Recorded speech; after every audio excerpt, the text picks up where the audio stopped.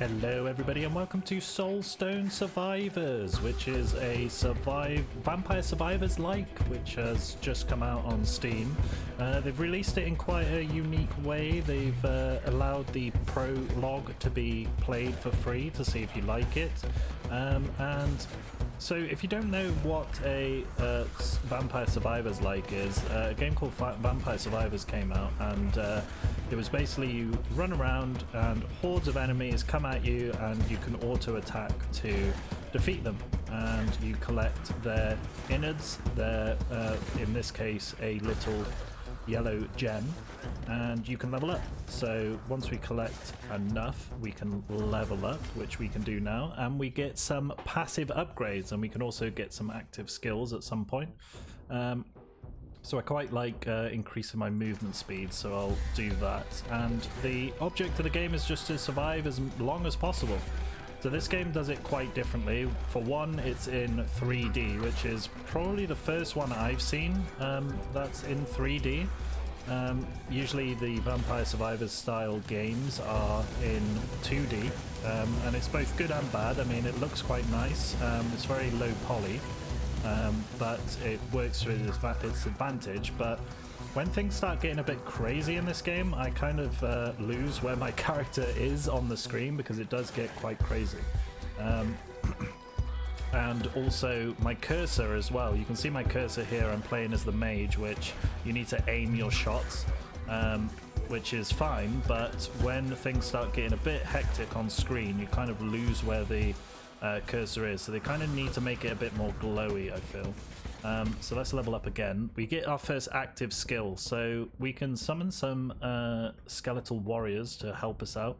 We can subdue, which is a powerful strike in the direction you're aiming at, and conjures a chaotic death claw, so that's the death claw skill. So if I go with the skeletal warriors, they will summon straight away, and any active skills that I have, you can see at the hotbar at the bottom, they will just appear whenever the refresh cooldown timer gets to 0. So you're pretty much not doing anything in this game except for aiming sometimes. This character is an aiming character, but some of them are not. They, for example, the warrior that you start off with has just a whirlwind.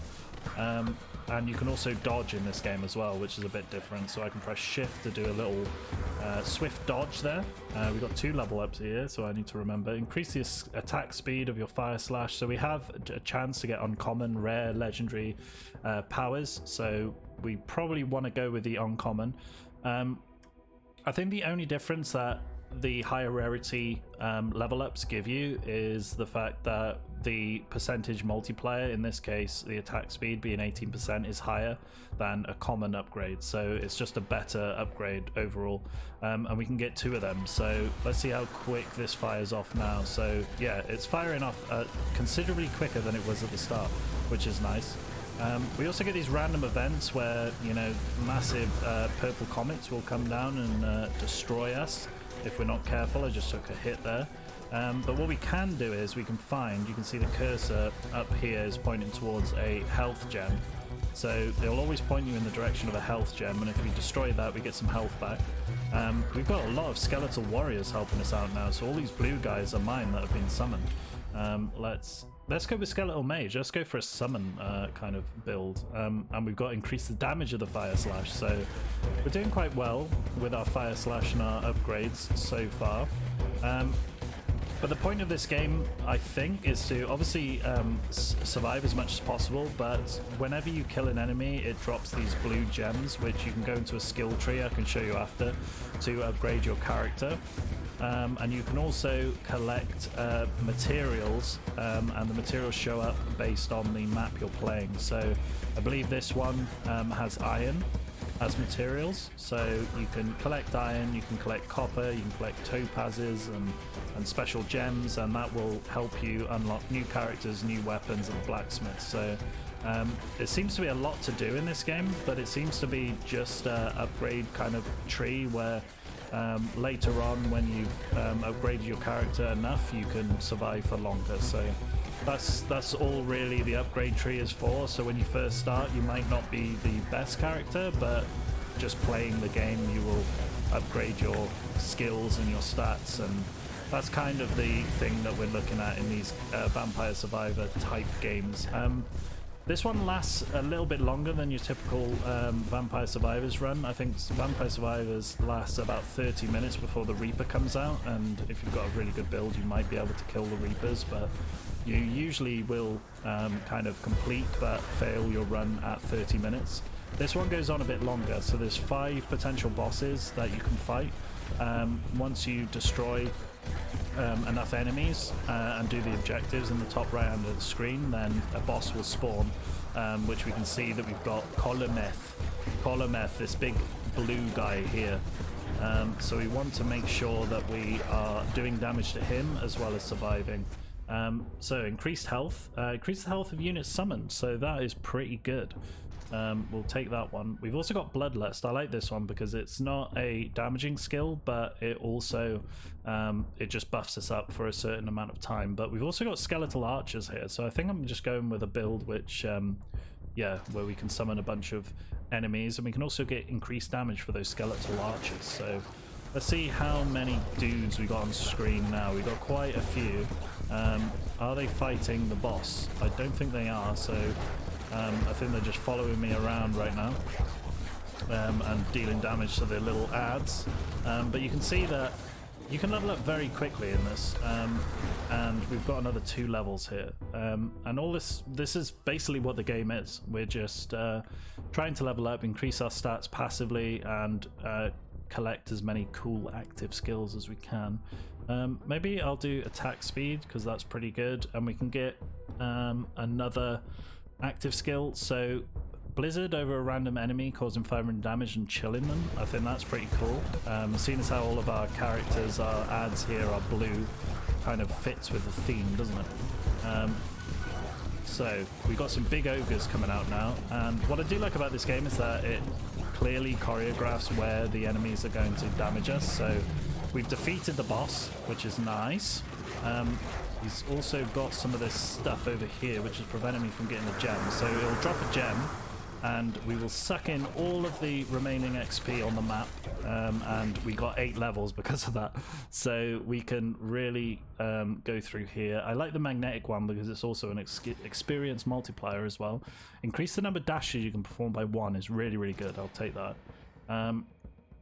What do we want to go with for our final skill? So you can replace skills once you've got a full set in your hotbar, which you can if you want to, if something's not quite living up to your expectations, but you can also then swap that for another passive skill, which is what I usually do. Empower my allies increases your armor power by 200, so that's pretty good. Increase the area of effect of projectile sizes, so that's good for Blizzard, but we kind of, maybe, do we want that because it's epic? I think we will get that because it's epic. Critical damage multiplier, yeah, we'll take that. So here we go, we've run out of spaces for the active skills, so I'll replace the choices with passive power-ups, which is nice. Block power by 8%, we'll take a magnetic. Damage increase, so all the physical types, and it'll tell you which skills this will actually affect. So it's the shield wall, which I'm not too fussed with, so I will take the agile, I think. Cool, so now we're running faster, we're doing a bit more damage, we've got quite a lot of armor from the shield wall, and we should be able to survive until the next boss. So currently I'm at 560, 570 enemies killed so far. And I need to get to 850 before the next boss spawns, so we should be able to do that quite easily. But yeah, this game is it's quite addictive. I think these types of games are one step up from something like Cookie Clicker, where, you know, numbers are just getting higher and higher, and it's quite comforting to play, quite nice and easy, a bit casual. Fire slash, I'll go up with that. Maybe more movement speed. Yeah, we can really get going now. But yeah, it's just a step up of one of those types of games. So we're not really doing much in the game. We're kind of just running around making sure that we don't get hit and kill as many enemies with our randomized skills as much as possible. So yeah, it's kind of one of those games where it really does just appeal to a certain type of person, I think. I think this game, probably when it comes out, I'm not sure what they have in mind for this game, but it'll be cool if we could, like, you know, if you can add like loot to it, loot drops, so it's kind of like a Diablo-esque thing. I think that would be really cool, where you could level up your character and do it in such a way which, you know, doesn't rely on just a standard upgrade tree, which the longer you play, the stronger you get. It kind of just, I don't know, kind of ruins the maybe hardcoreness of the game, if you like, because you can't really beat this game without upgrading all of your skills. Vampire Survivors had the same kind of issue, and I think they've just copied that kind of thing across. I think that, yeah, if they add some like maybe raids or like big bosses that you can go in, maybe even co-op or something, then that would really extend the lifetime of this game, I think. We'll increase the health of our units. Let's do this. Blizzard by 18% damage, that's nice. Maximum health up, that's good. Increase the area and effect of all your projectiles and all of your skills by 6%, that's pretty good. So our fire slash should be a little bit bigger now. You can see I'm absolutely getting destroyed by a comet here. But yeah, it kind of starts off quite simple, quite easy, but you can really get into trouble by accidentally going into a big bunch of enemies and not being able to move. And that can happen very, very easily. So something you've got to be mindful of. But if we do die, then we take everything back to our main base, which you know, we can use in the blacksmith to get new weapons. It seems like the new weapons also change your first attack, so if I get another wand with this character, for example, I believe that the initial attack isn't the fire slash anymore. It's more of a I can't even remember what it was, but it's definitely not the power slash, or the fire slash rather. Increase the area of effect of all your projectiles by 15%. That sounds good. 4 less damage for my skeletal archers, I believe that was. We'll go with another magnetic. And increased damage. Multicast, okay. Increases the chance of activating all your skills multiple times by 20%. Legendary power. Let's definitely get that. Cool. So yeah, you can see where sometimes you can fall behind the curve where, you know, multiple bosses are out because you can't kill them quick enough. And then soon you really, really struggle to even kill the normal enemies. So I think we're doing quite well right now. We just got to make sure that we're leveling up when we can. Increase quantity. The maximum active units are increased by 1. That's cool. So yeah, this is kind of it, guys. This is kind of what you're in for. You can download the game for free at the moment. You can get the Prologue, which is very, very nice way of doing it. You can check to see if you actually like the game.